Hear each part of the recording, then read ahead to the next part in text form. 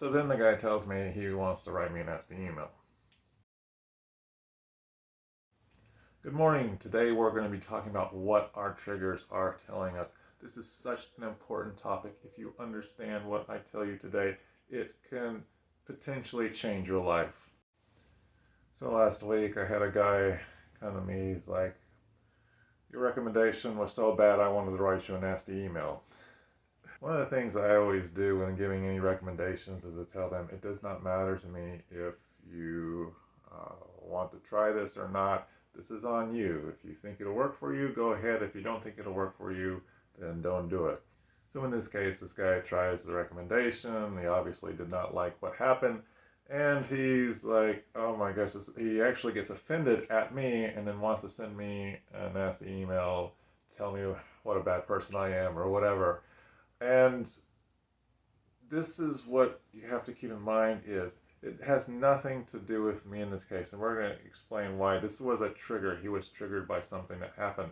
And anytime you have a negative reaction, think of it that something's triggering you. It has nothing to do with the present moment. It's actually something dealing with the past. So if this guy had, done the recommendation, didn't like it, the healthy thing for him to do would just be like, okay, this is not for me, and move on.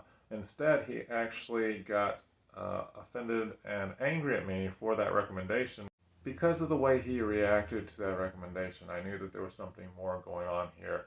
There was something inside of him that needed to be healed, some past, not necessarily trauma, but something with him. This is going to be a pattern that's repeated in his life and need to be dealt with. So the question is, okay, this was obviously a trigger.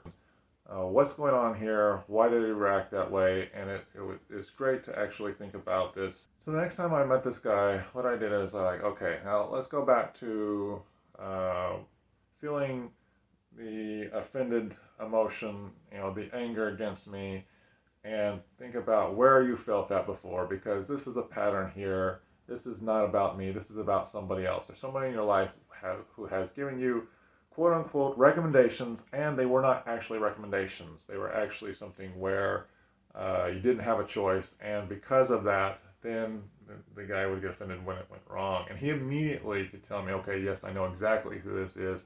There was somebody that used to do that, and I was offended by it. I'm like, okay, so what I just did is just with that recommendation or that moment, it wasn't really me. It was basically in that situation that brought up again something in him that he needed to deal with. And these are things that should not be ignored, because if you do ignore them, it just keeps on happening and happening again. So the key to the triggers is really to realize that when you have a negative reaction, angry, frustrated, whatever it is, maybe shame or something, it's not really about the present situation anymore. This is a pattern. You need to go back and kind of try to feel in where did this start, because the original situation is what really needs to be processed through and have that brought up. And instead of having this reaction of the negative reaction is really always tensing up and keeping those emotions down, and what you want to do eventually is actually allow those emotions to be fully experienced so they can be released and you're no longer back into these patterns. To give you another example of triggers, I had this guy, it's been a few years ago, he talked to me how he was playing board games with his grandson, and he got so mad because his grandson was cheating. He's like, that's not right. How do I get this guy to stop cheating? I could have told this guy, I could have been like, oh, this is just a present situation. What's going on? Is that your grandson?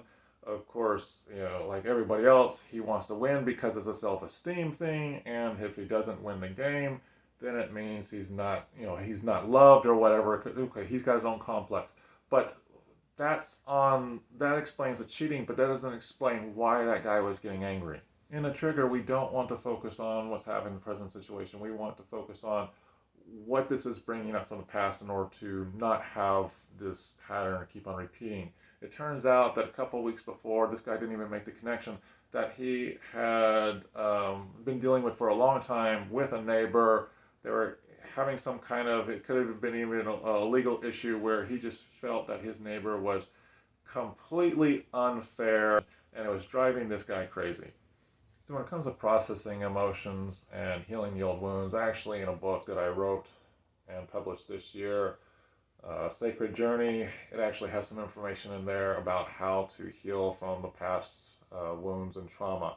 There's also another thing you can do that goes a lot along with that. So there's two strategies here to dealing with triggers and preventing the patterns from repeating.